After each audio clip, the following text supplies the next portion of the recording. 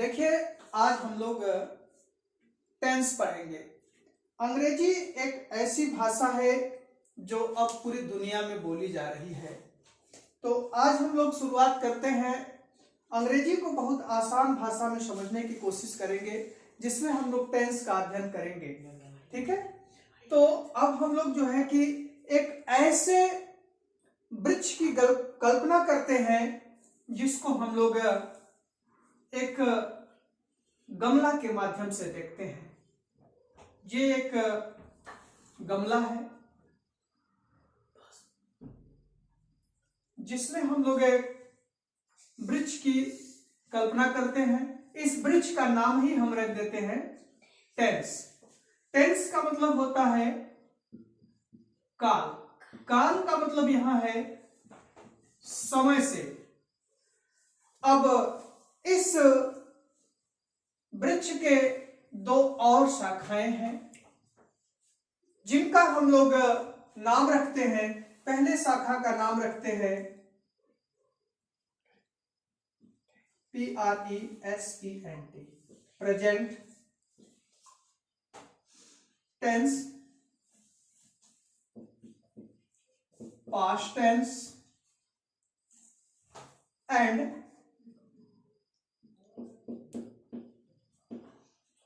Future tense.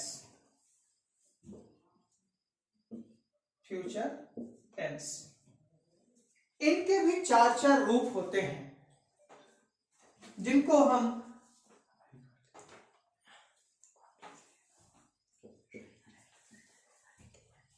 Present, indefinite tense,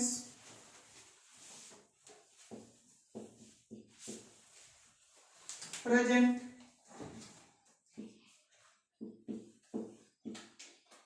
continuous tense,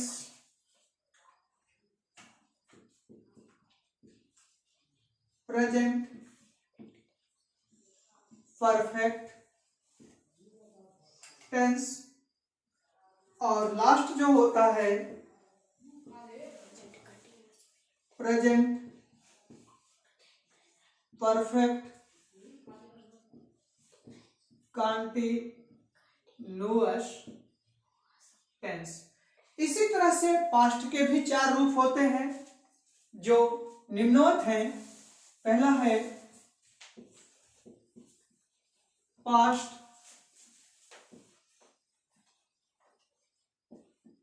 indefinite tense,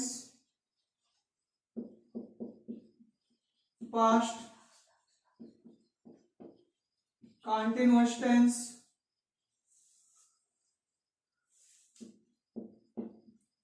past perfect tense, और last है इसमें past perfect continuous tense. इसी तरह से फ्यूचर के भी चार रूप होते हैं।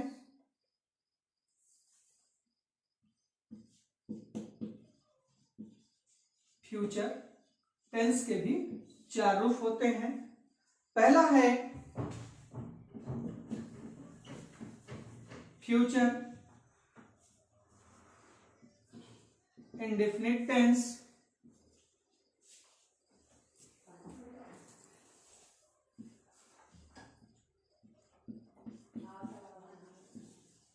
फ्यूचर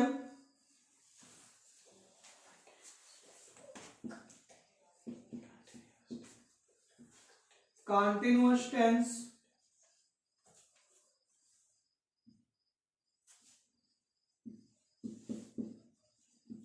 फ्यूचर परफेक्ट टेंस, और लास्ट होता है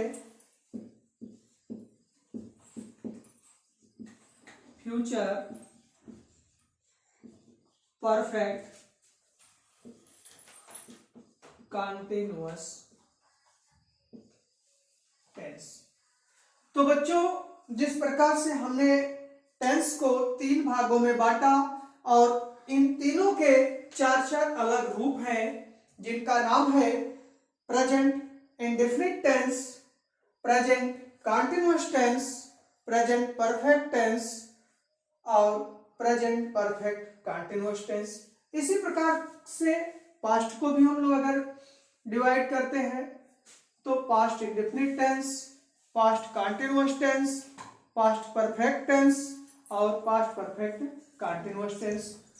फ्यूचर टेंस को भी अगर हम विभाजित करते हैं तो इसे भी हम future indefinite tense, future perfect tense, future continuous tense और फ्यूचर परफेक्ट टेंस तथा फ्यूचर परफेक्ट कंटीन्यूअस टेंस में डिवाइड करते हैं। तो अगर ये जो 2 पार्ट हैं इनको हम लोग थोड़ा ऊपर लिख लेते हैं, काफी नीचे हो गया है, तो इन्हें हम तीसरे पार्ट को लिख लेते हैं फ्यूचर परफेक्ट टेंस और चौथा होता है फ्यूचर परफेक्ट कंटीन्यूअस टेंस। तो इस तरह से इन तीनों के 4 रूप हो गए हैं। अब हम लोग इन तीनों को अलग अलग विस्तृत रूप में अध्ययन करेंगे। चूंकि बच्चों टेंस एक ऐसा टॉपिक है अंग्रेजी में जिसके बिना हम ट्रांसलेशन नहीं कर पाते हैं, तो ट्रांसलेशन करने का सबसे अच्छा जो माध्यम होता है वो टेंस होता है। तो इसका पहला पार्ट होता है जो प्रेजेंट टेंस, जिनके 4 रूप हैं। इनमें से पहला हम लोग लेते हैं प्रेजेंट इंडेफिनिट टेंस। देखिए प्रेजेंट इंडेफिनिट टेंस को समझने के लिए हम पहले जानेंगे कि इसका क्या मतलब होता है, इसका क्या आशय होता है। आप जानते हैं कि प्रेजेंट का मतलब होता है वर्तमान, इंडेफिनिट का मतलब होता है अनिश्चित और टेंस का मतलब होता है काल। वर्तमान समय में अनिश्चित रूप से जो काम होता है उसी का अध्ययन हम प्रेजेंट इंडेफिनिट टेंस के अंतर्गत करते हैं। ठीक है, तो सबसे पहले किसी भी टेंस की हम रिकॉग्निशन, पहचान की बात करते हैं। तो सर्वप्रथम हम बात करेंगे पहचान, जिसको हम लोग बोलते हैं रिकॉग्नाइजेशन।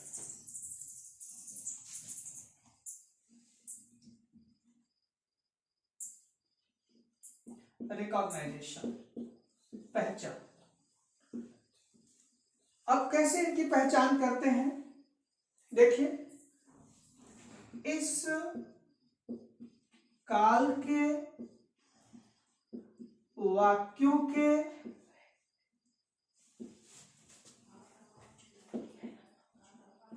अंत में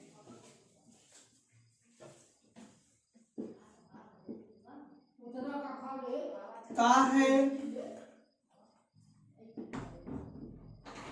ता है, ती है, ते हैं इत्यादि शब्द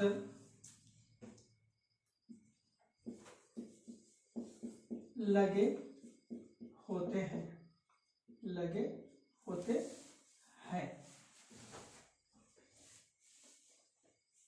दूसरा आता है सहायक क्रिया, सहायक क्रिया, जिसको हम लोग हेल्पिंग वर्ब कहते हैं, हेल्पिंग वर्ब।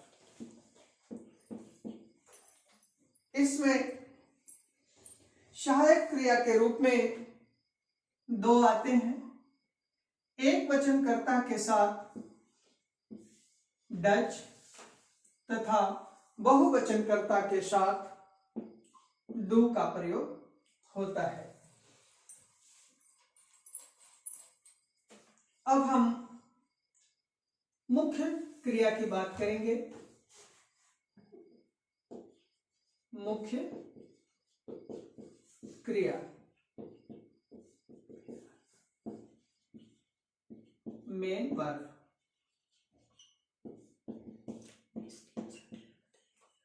इसके अंतर्गत हम मेन वर्ब की बात करते हैं।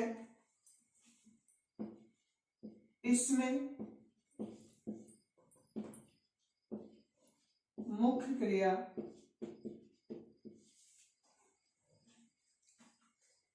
की प्रथम रूप का प्रयोग किया जाता है।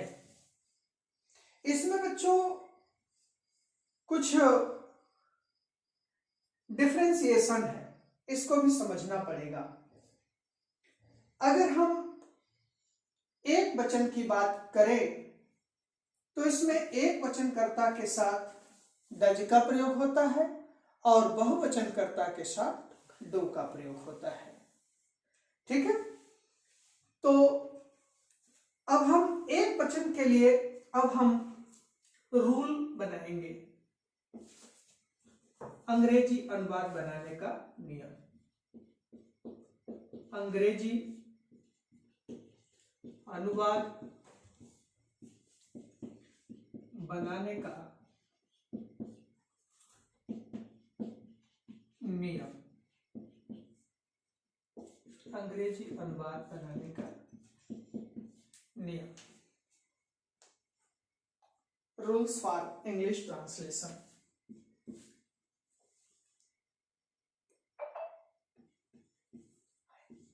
रूल्स फॉर इंग्लिश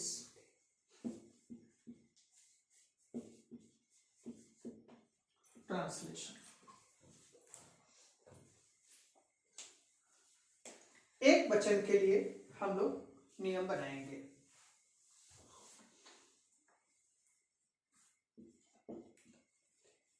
एक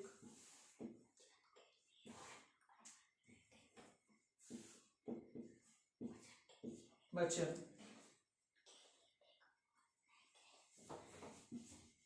के लिए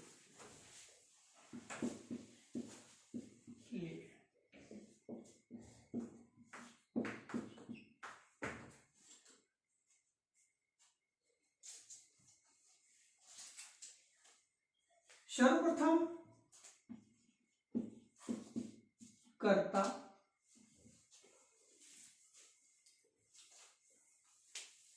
इसको ऊपर लिखते हैं, ज्यादा बेहतर रहेगा।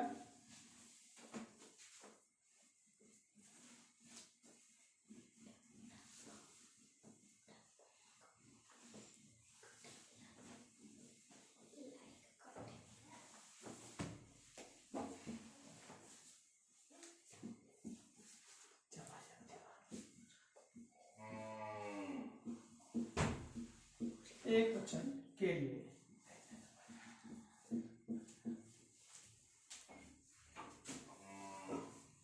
फॉर सिंगुलर और सिंगुलर नंबर।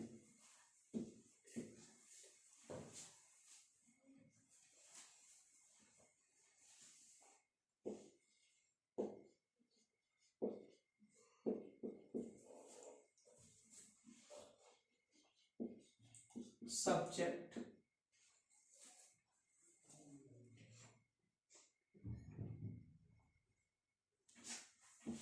इसको कह दीजिए singular subject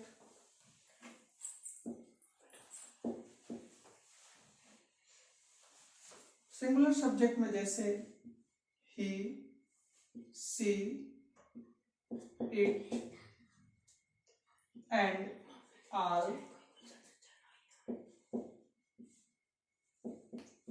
naming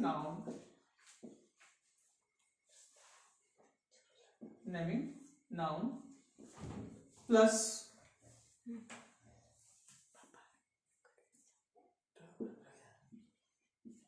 main verb first form plus s और ES प्लस ऑब्जेक्ट प्लस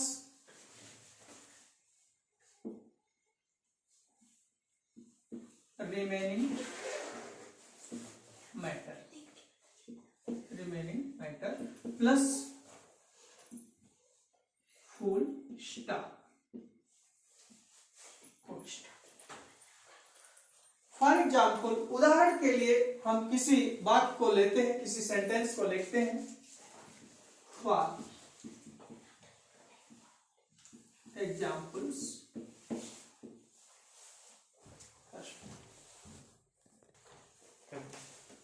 पहला,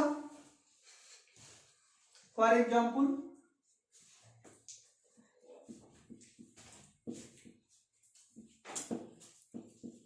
अभिषेक